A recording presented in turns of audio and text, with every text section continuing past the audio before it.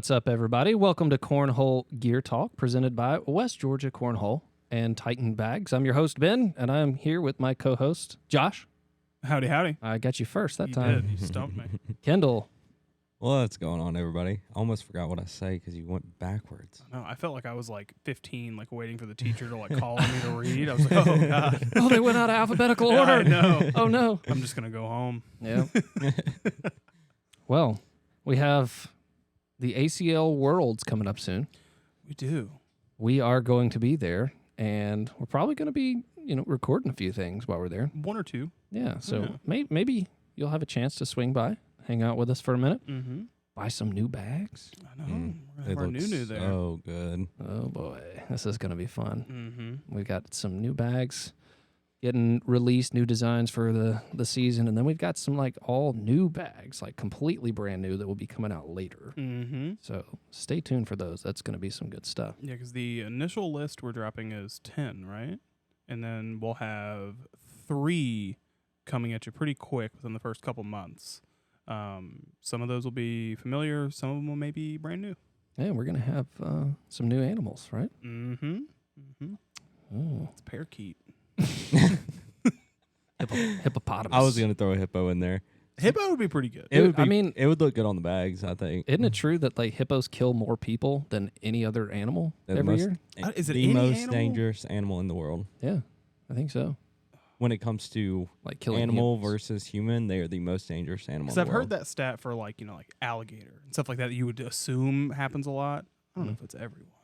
They beating out like rattlesnakes. Oh yeah, Really? everything. They Think- kill a lot. I know of they're people. vicious, but I just I mean, honestly, like I would be terrified if I. Jamie, could you pull up the stats for hippos, please? That was Chris, remember? Yeah, that's right. Yeah, we'll have Chris in here next week. We'll get Yeah. into it. Do some deep dives with Yeah, we us. get a budget next week. I think it's like $3. Oh, always bad at that. Use I got it code down, you ready? Geartalk Mm-hmm. for 5% off at westgeorgiacornhole.com or titancornholebags.com Mm-hmm. to help That's a us budget. to help us get a guy in here. And at this point, a Zuka bag too. Yeah, he can sit on the Zuka bag. Yeah, we're trying to go big. Mm-hmm. Yeah, Gotta have the Zuka. yeah. Well, make a guess at which animal it might be. Say that in the comments. I'd be interested to see what people think are. Yeah, our like what's next. an animal either you want us to bring back or what's one you want to see? And hey, maybe it's undefined right now, and you might even have a chance at swaying the say. Mm. That'd be cool. Right? Yeah. Spent the weekend drawing new animals You did? They And- turned out great. and a new person. I was about to Mhm, say, mhm. I saw you working on something other than an animal this morning. It turned out really good. That's pretty Yeah. gross. It's not. That's mean- nice. Gross in a good way though. Mm-hmm. Mhm. Mm-hmm. Like I'm excited. So, okay. Well, Josh, Yeah. to our topic. Yeah, today, I don't know. I kind of just want to talk about relatively what cornhole is like for the average person locally and just kind of regionally in your area. And then cornhole as a whole, whenever you see kind of where it's going internationally. Cornhole as a whole. As a whole, a 6-inch hole. Just yeah. Okay. Yeah. just yeah. that. No bigger, no smaller. I mean, it could be 4-inch if you're playing minis. Not today. Yeah. Okay, we'll forget about minis Yeah, today. minis will never make it to Europe. Oh, I think we actually did ship some out. Did we? Yeah, I'm pretty sure we did. Oh, that's embarrassing. I think we shipped some to Sweden. Mm. yeah, I think we did. Yeah. I remember that video. Yeah, locally, I think it's really cool seeing the different styles of play to start with locally Mhm. versus other places. Whenever we travel, we tend to try and find something cornhole related, and we've really been diving into it lately, and it is completely different in some areas. Yeah. It's kind of shocking. Like, here, kind of spoiled around here. Yeah, for sure. Got some good players, some amazing venues, and then you go other places, and you might not always get that.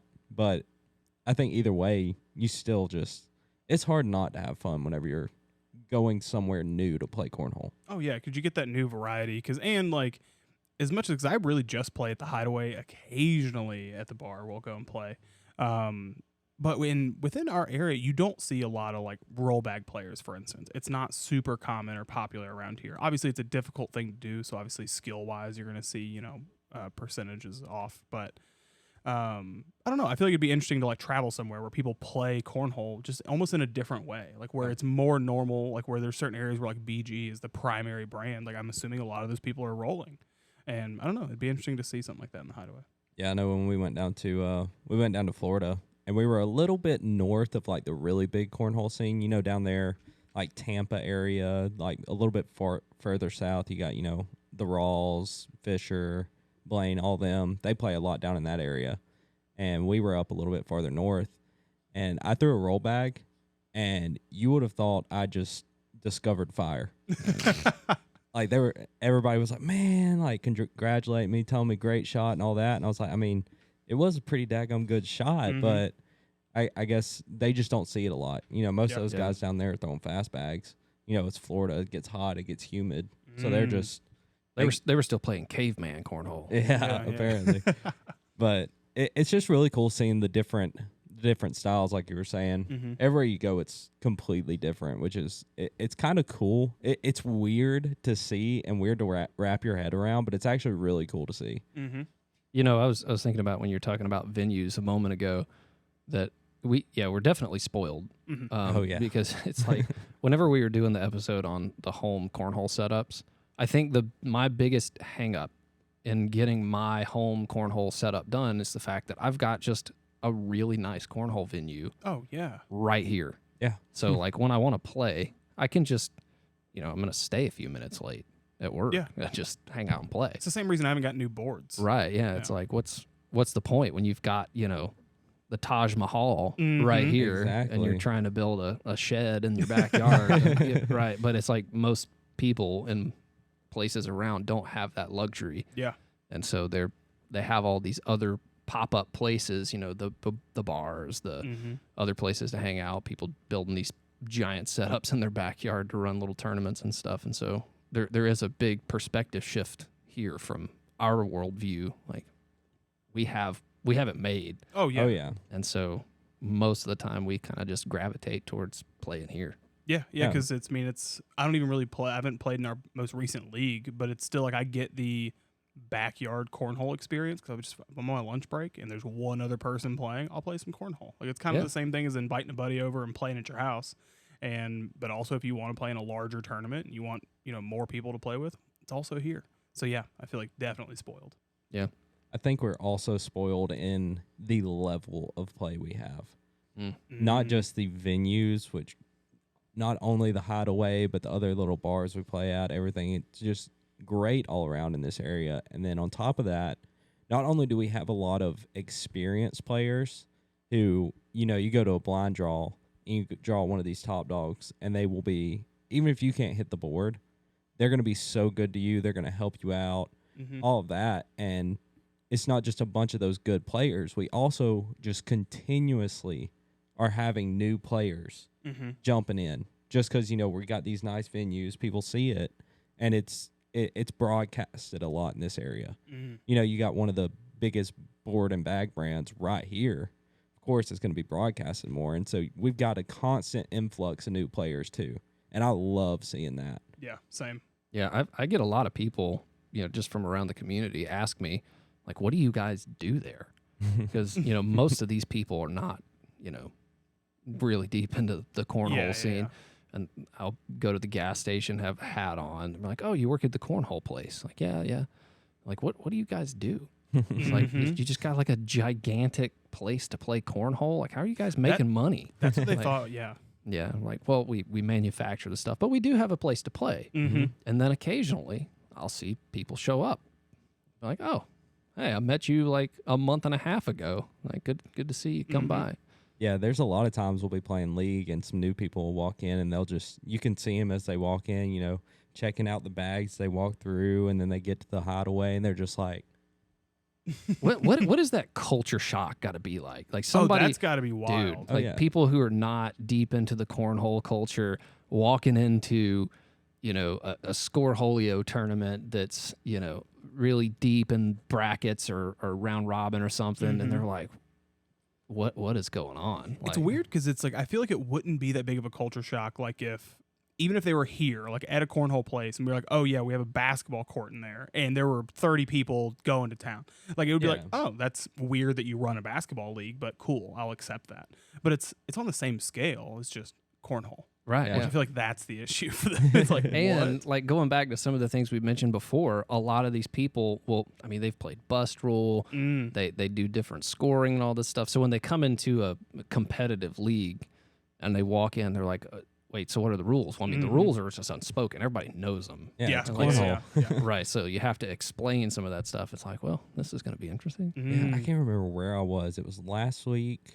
No, it was the week before. I think it was at Chips, and two guys got up on the scoreboard end, and we forced score magic. Just everybody around here's gotten on that train, score magic train, and so they were like, we don't know how to work this scoreboard. Can you do it for us? I was like, yeah, I got you. I hopped up there, just standing at the scoreboard, putting scores in every round, and they got to, it was like 20-6 or something like that. Guy puts one in the hole, and the guy just throws his in front of the board.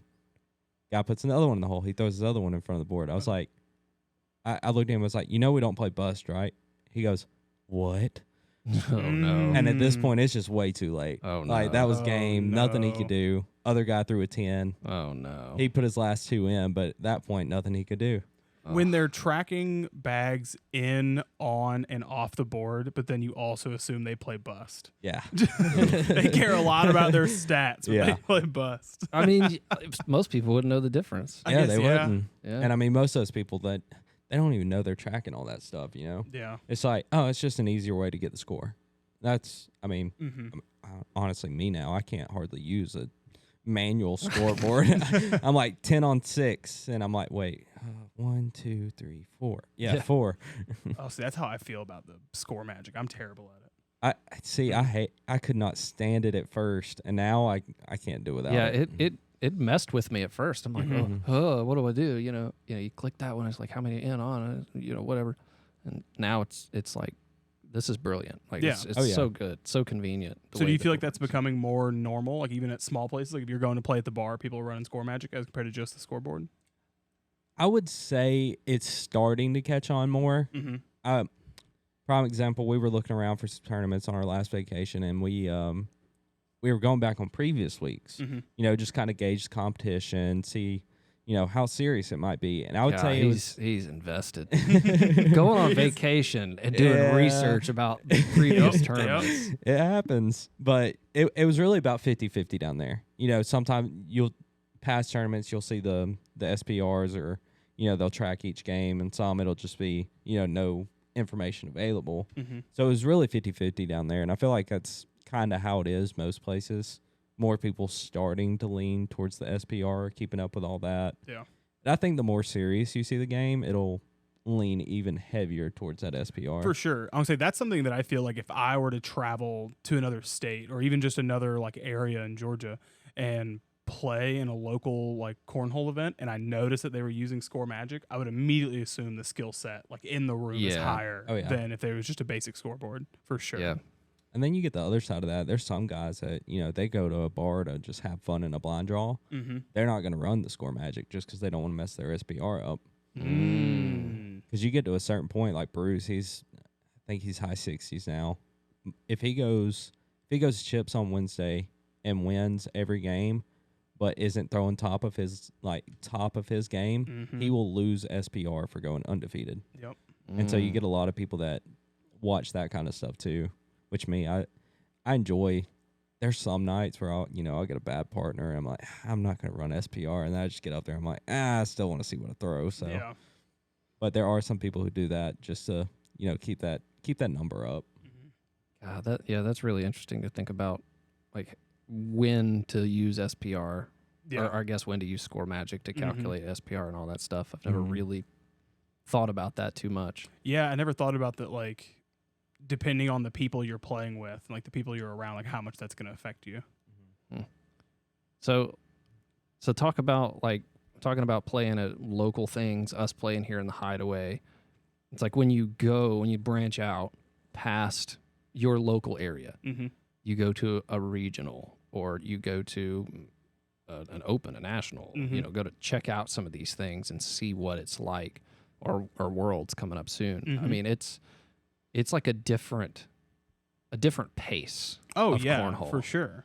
Yeah, because in in a local area, whether it's even the Hideaway or the bar, like Chips and stuff like that, they're all little cornhole ecosystems almost. I feel like, and when you go to those regionals and those opens, you have the best of the best, generally speaking, of the best in those little ecosystems going to this big event. And so it's everybody who knows what they're talking about, everybody who knows what they're doing with Score Magic. No one inside of a regional is confused by whenever you bring up Score Magic. Exactly. No one's gonna ask you if we're playing Bust. Nobody's throwing bags on the ground in front of the board. It's everybody's got it figured out. And so it is interesting that like when you go into that room, it's, I don't want to say more professional, but it's like everybody's on the same page, and so the pacing is just way faster. Maybe you guys can relate to this. I don't know.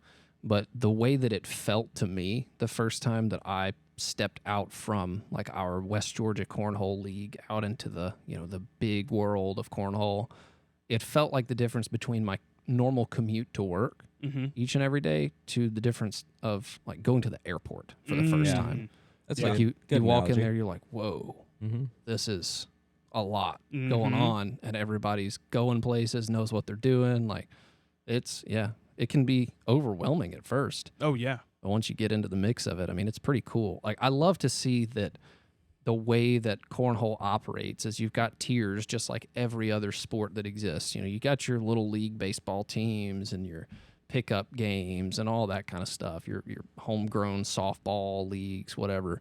But then you've got some of the more competitive stuff. You've got your college and professional minor leagues and all the way up to the majors. And it's cool to see how cornhole has those different tiers and the seriousness that gets involved at every level you go up. Especially that we get to see those tiers blossoming because it's all new. And that's super cool to be able to see that kind of, I don't know, from the very beginning. Yeah. Yeah. Like, it's so crazy to think about that possibly, 100 years down the road, professional cornhole is just this insane, huge thing, whatever.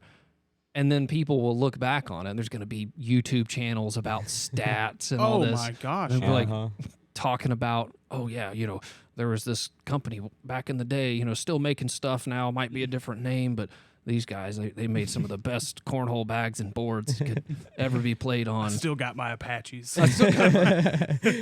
Somebody's going to go back on the podcast and be like, they don't know how to use SPR. That's new to them. Oh gosh, yeah. There's probably going to be some. There's still probably already somebody crazy. Says that, yeah. There's going to be some crazy different level of stats in the future. Oh, yeah. The boards track it for you. Yeah, just imagine. You just got to mix with Topgolf, man. They got it figured out. They got it going. Yeah. Just get the sensors in the bags. Call it good. Yeah. Man, there's been a lot of people who've tried to do that. Yeah. Yeah. I believe it. There've been several bag tracker companies and stuff that have popped up, and I don't know what happened, but yeah, I don't know how you would do that. I mean, I guess it's not my job to figure that out, but I don't know where I would start. Yeah, because I mean, at that point, that's when you can track your air mails and your roll shots that I want so bad. Man, I know I've made so many baseball references on this show, but I feel like sports. I feel like it needs to be like cornhole needs to just go in the direction of baseball, where you just got a regular wooden bat. You've got a regular baseball, whatever. There's nothing special to it, but you got people who are tracking all the stuff. Like you got the Hawkeye camera systems and everything that are looking at the movement, what bag spin, all kinds of wild stats and stuff. I think it'll probably get to that point in the future. Oh yeah, for sure. But I think it was like 2 or 3 weeks ago that Kendall brought up the concern that I guess I feel like I share that concern now is like, if someone were to throw a roll bag and we want to know somebody's roll bag percentage, like you can mostly tell what the bag's trying to be based on like their grip and how it leaves their hand. But I feel like it also is like sometimes you can't tell what the true intention of that bag was, or like if they throw it super hard and just crazy stuff happens, like I was trying to penguin that, and it's just like okay. I mean, did the guy throw a curveball or did the ball just slip? That is true. You got to call your shot before every shot now, just pool. You got to type it in like the Score Magic. It's Score Magic has before and after the round what you plan on doing. 12 3 roll bags. Oh yeah. I got a 4. One thing that I see a lot branching out, and the more somebody has to travel to an event, I feel like their skill level just goes up. Oh, for sure. Do you remember Or their the focus, maybe. Yeah, I feel like you remember the Battle of Georgia? Mm-hmm. Oh my Lord, we got stomped. We were. Did anybody on our teams even win a game? I don't think so. It was rough, and we weren't. Which, granted, this is what 2 years ago now. Yeah. We were the B team for West Georgia. Mhm. There were a lot of fresh players, though, to be They- fair. Oh my gosh, yeah. On our team specifically, I mean, I'd been playing for 2 months. Yeah, and I think should have gone, then we would have won. Yeah, probably. Yeah. But we got you there. probably would have gotten on the A team. Yeah. Yeah, you would have kicked Brandon off. Oh, God. No, I think actually I think Brandon was MVP that trip. Either Mhm. him or Kay. They both threw really good that trip. But walking, that was kind of my first experience getting out of the shop. Mm-hmm. We walk in, and like you were saying, you can tell it's just a different energy there. And it got all of us hyped up. We were ready to go, and we step up to the boards. And I remember our very first game, I was throwing with Aaron. And Aaron Vick? Aaron Vick. Oh, man. Shout out to Aaron Vick. Oh, yeah. Our very first game, we got beat 21-0 in 3 frames. Ooh. And after that, I was like, okay, this is not the shop. This is not everybody's drinking beer and playing cornhole. This is cornhole. Oh yeah. Hmm. People still drinking beer, but yeah. Yeah. And that was like my first experience traveling somewhere. And I mean, it was intimidating. Oh yeah, for sure. It was. I know I played in I don't think I played in advanced. I want to say I played in intermediate. At like my first like big event, which I went into it pretty cocky. I was like, I've been playing so much. Like I think I was like a year in at this point for my first tournament. And I was like, I classified myself as like a 10 PPR person. And I remember my first game that I played with this person, like in intermediate, I'm pretty sure, I threw the best game of my life at the time. And so like, I'm throwing 10s and 12s, and that is it. I think I lost like 21-1 or like 21-2. It was just, he did not miss at all. And like the whole time, every frame felt like I was having to try so hard. Like I was having to prove something. Yeah. And just this guy was just like giving me or he's just getting 2s and 3s every single frame. And I was like, this is just so frustrating. This is painful. Yeah. So Yeah. speaking about like cornhole and going big time, one of the things that we have really been interested to see the growth of is cornhole internationally. Mm-hmm. And obviously here in the U.S., it went from a backyard game to a professional sport relatively quickly. Yeah, Oh, yeah. for sure. Yeah. I wonder if other countries are going to have that same drive. Yeah. I don't know what it is about Americans, but like whenever there is a sport, there for some reason is this push to make it professional as quickly as possible. It feels like. And I don't see that happening as quickly with other countries, but the game itself is becoming popular in other countries. Yeah, for sure. I'm curious. One, I guess I'm curious on what cornhole looked like in, I guess we'll use Europe as an example. Like what cornhole in Europe looked like 8 years ago.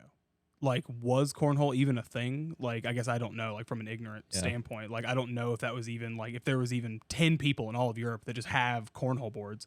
Because for me, growing up, like, as much as I never really played cornhole, I knew it existed. I knew that this beanbags game existed. And so I feel like once it became professional, it was kind of easy for most of the U.S. to kind of be like, oh, it's that silly backyard game. Now people are taking it seriously. Yeah. But then, like, I feel like in Europe, it's having to be like, all right, so bear with us here. Like, there's these 2 big pieces of wood with holes in them. And so, yeah, I am curious if there's, like, this global acceptance of the sport. Like, if everybody will start taking it seriously. I think it's true that cornhole, like the original origins, came from Britain. Yeah. Really? I think so. I think maybe cornhole historians can correct me here, but I have no idea. I think that it was this guy named Matthias Koperman. Oh, you have the name and everything? Yeah. And he was like a cabinet maker and saw some kids throwing like I think like stalks of corn at these boards they had set up, and he's like, well, yeah, I can make you guys something better. Yeah. And then his wife took a quilt and put some like corn kernels down in it so they weren't going to hurt themselves hurling these big chunks of corn around. And thus, supposedly, cornhole was born. Interesting. Interestingly enough, I have never actually looked into the origin Yeah, I of was it. about to say. Yeah. Now that you bring it up, So you got the I'm name gonna unlocked. look I it hope that like it's just completely wrong. It's like the guy who invented mouthwash or something.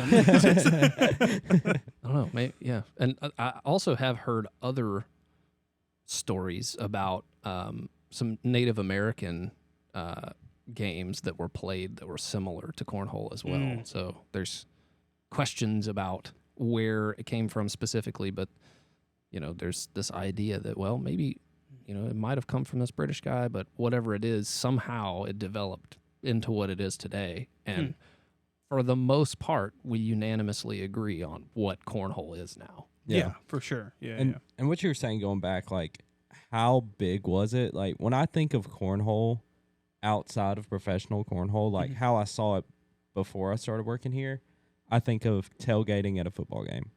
That's like, I feel like that's how 80% of people who don't play on a regular basis see it. Yeah. Now, here's what's bizarre.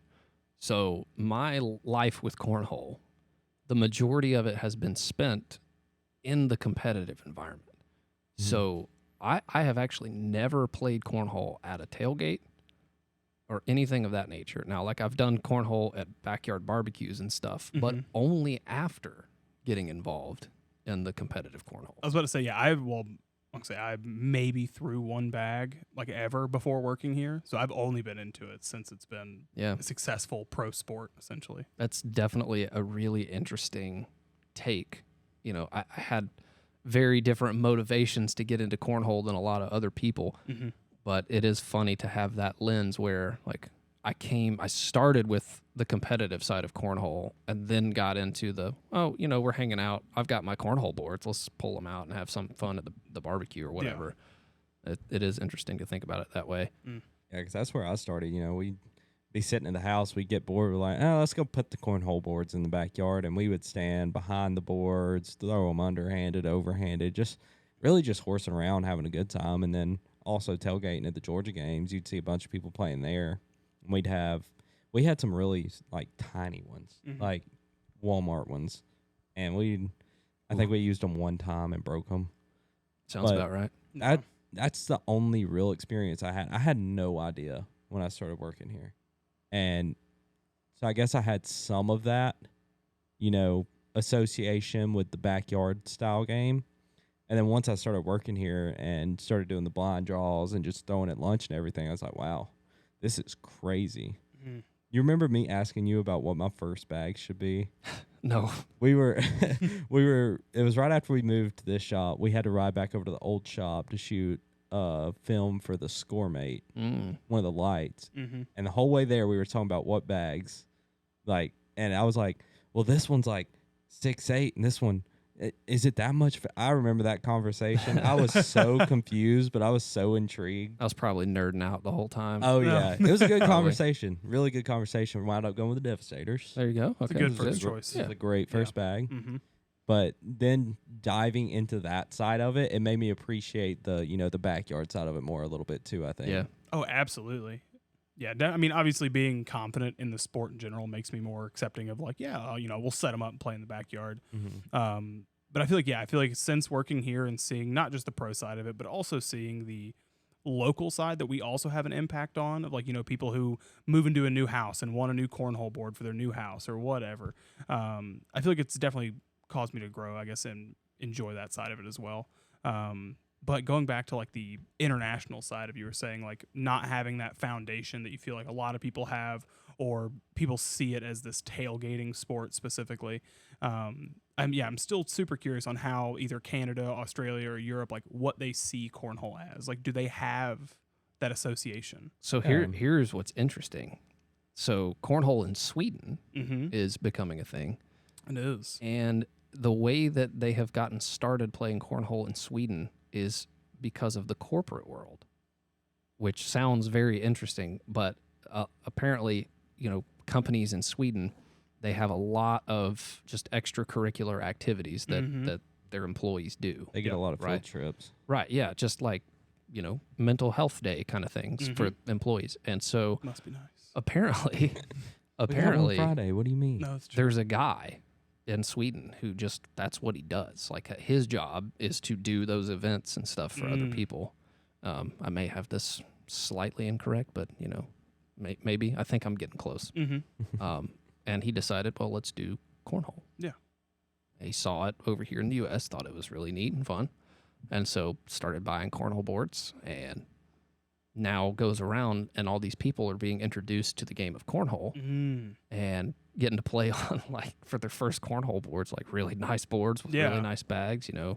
I think they've ordered some X Factors, and they've got a ton of pro sets over there, and a lot of Titan bags. I mean, it's just funny to think that, like, it is wild that it's like this corporate team building activity. Right, yeah. Yeah. And it's funny you bring that up because I remember they posted some pictures not too long ago, and I was looking at them. Everybody was just dressed so nice. I and also they were thought the fancy. same thing. Yeah. I was like, golly, they get down for some cornhole. God, we're gonna have a mini-sode on cornhole drip. Oh, I like some cornhole drip. We're gonna have to do that. Speaking of cornhole drip. Oh my gosh.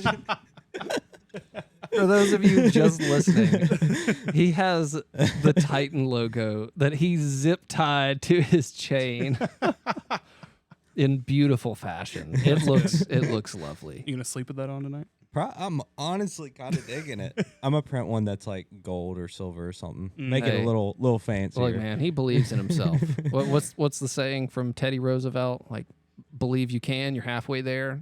Like he believes. Oh yeah. He's gonna sleep with that thing on. I probably won't wake up with it on. It feels like a material that my dog will love to chew on. Ooh. So probably halfway through the night it'll be gone. Yeah. Well, it's interesting thinking about the international scene. Yeah. I'm also curious, I guess, is like a final thing. I'm curious as to what that entity will look like, because obviously, as much as it's established as a pro sport in the United States, it's still in its infancy when it comes to like the ACL as a whole. There's still a lot of stuff that needs to improve, a lot of stuff that needs to change or whatever. And obviously it's not going to be called the ACL if it's held elsewhere, but I'm curious if it'll be the same entity or if we see an opening for another company to try and do something very similar, which not saying it would be a benefit, but I do see the benefit of if another company does it, you get to see how they do it. And then both kind of corporations can kind of, learn from each other and kind of see what differences are, happening. As long as they don't pull a recent stunt, I do like the idea of there being multiple. I think that everything current is doing great, but you never know how good something can be done if you only do it one way. Exactly. Yeah. Yeah. Well, sorry, back to baseball. That's fine. I mean, National League, American League, and then eventually became MLB. And so, like, maybe something like that could happen. I don't know. Yeah. But I think about other countries that I don't really know if they have cornhole or not. What would be the countries you would be most afraid of for having the best players? Obviously, we're going to exclude the U.S. I feel like just a fleet of Russian cornhole players. That was exactly That what would just be an intimidation factor. Absolutely. dude.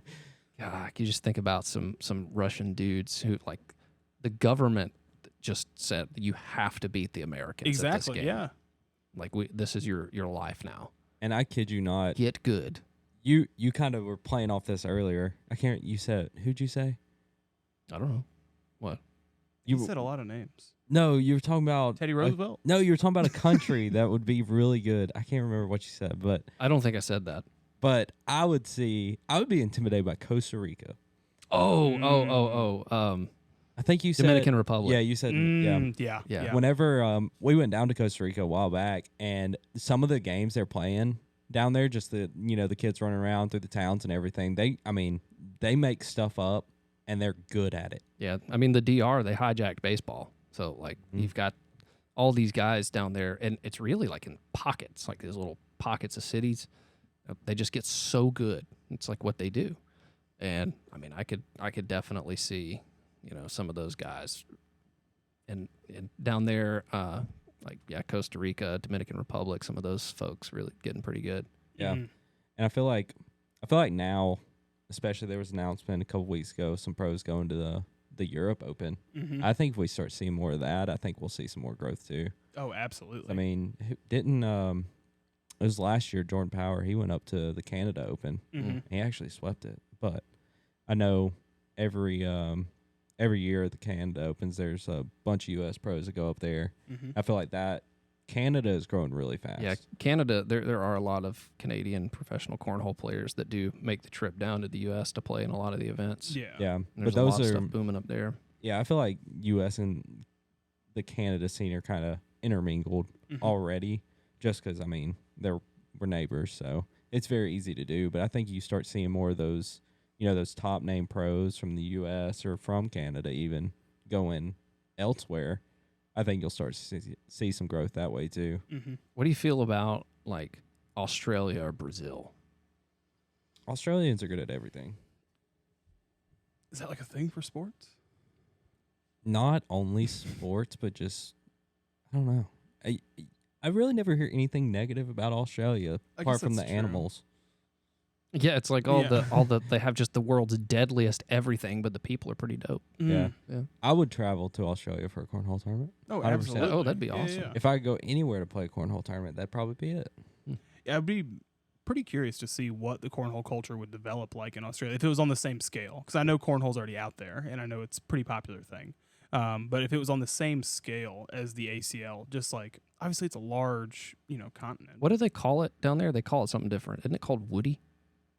Oh, I Ain't don't no know. telling. Yeah, I think they call it Woody in Crikey. Australia.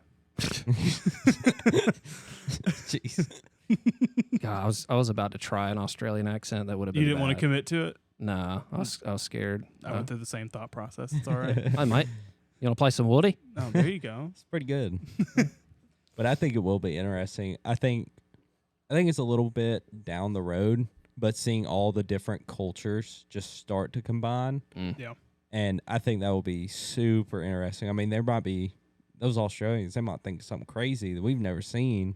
And all of a sudden we're playing in a tournament. We're like, ooh, that's cool. That's it. The podcast is going on tour. We're gonna come to Oh, Australia. man. We're gonna go to Brazil. We're gonna go to Don't get Sweden. my hopes up. maybe not Russia, but I'll go Russia. I ain't scared. We'll go right on the border.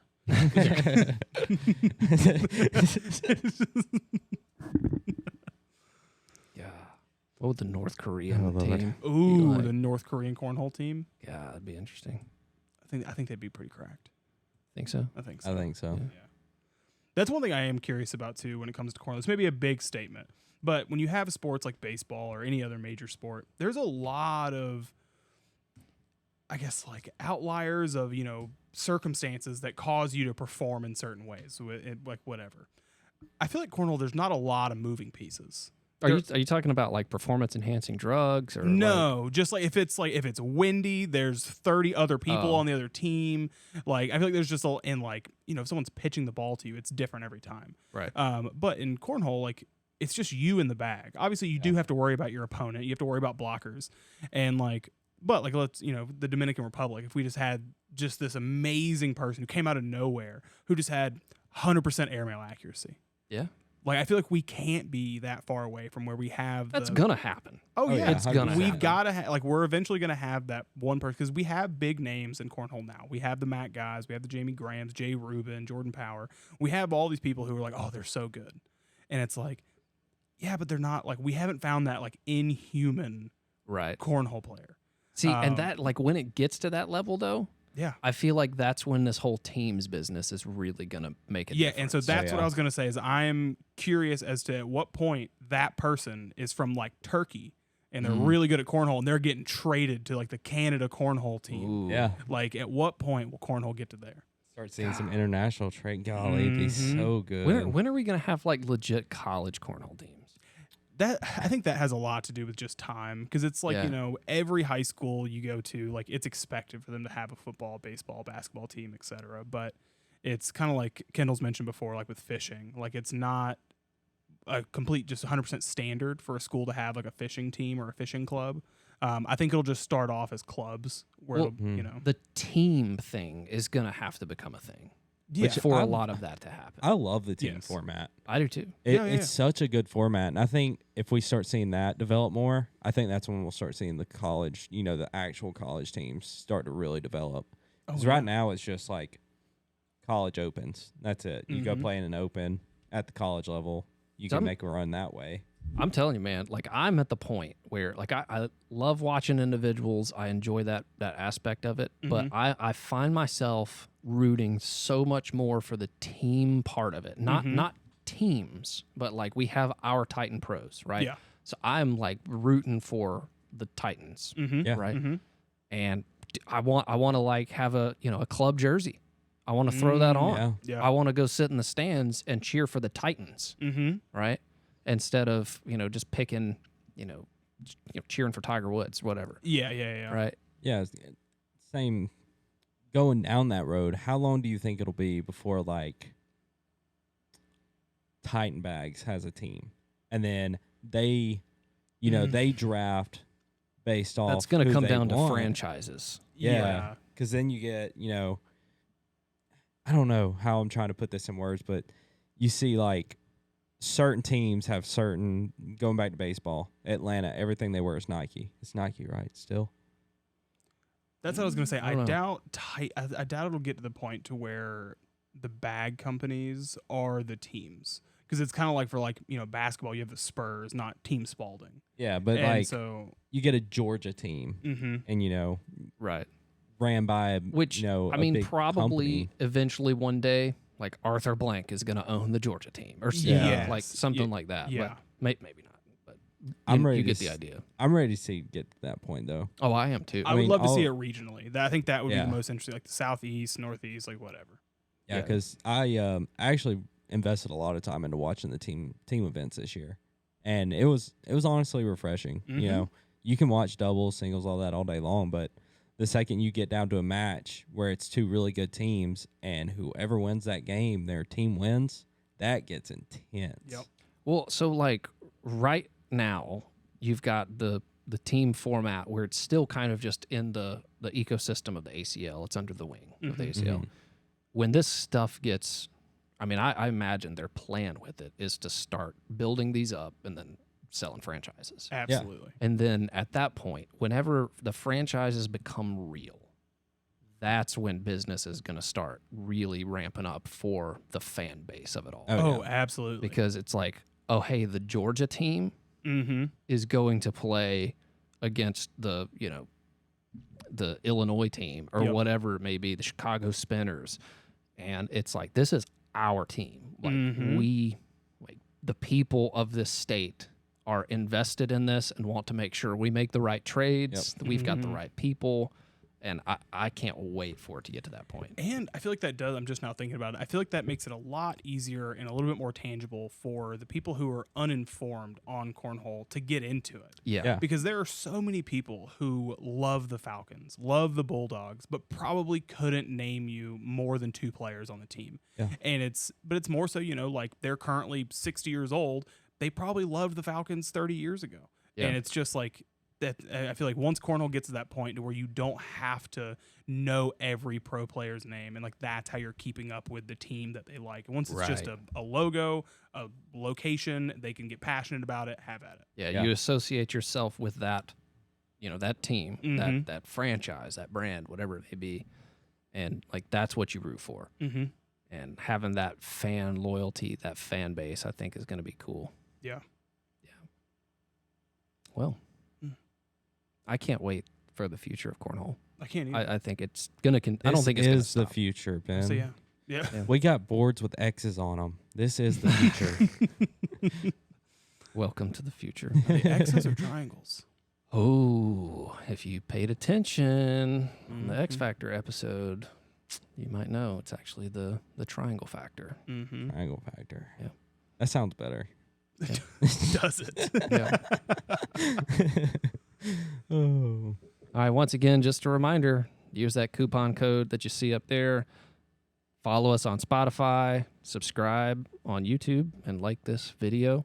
We would greatly appreciate it. It's really fun getting to make these. I'm very interested to know what topics you would like us to talk about.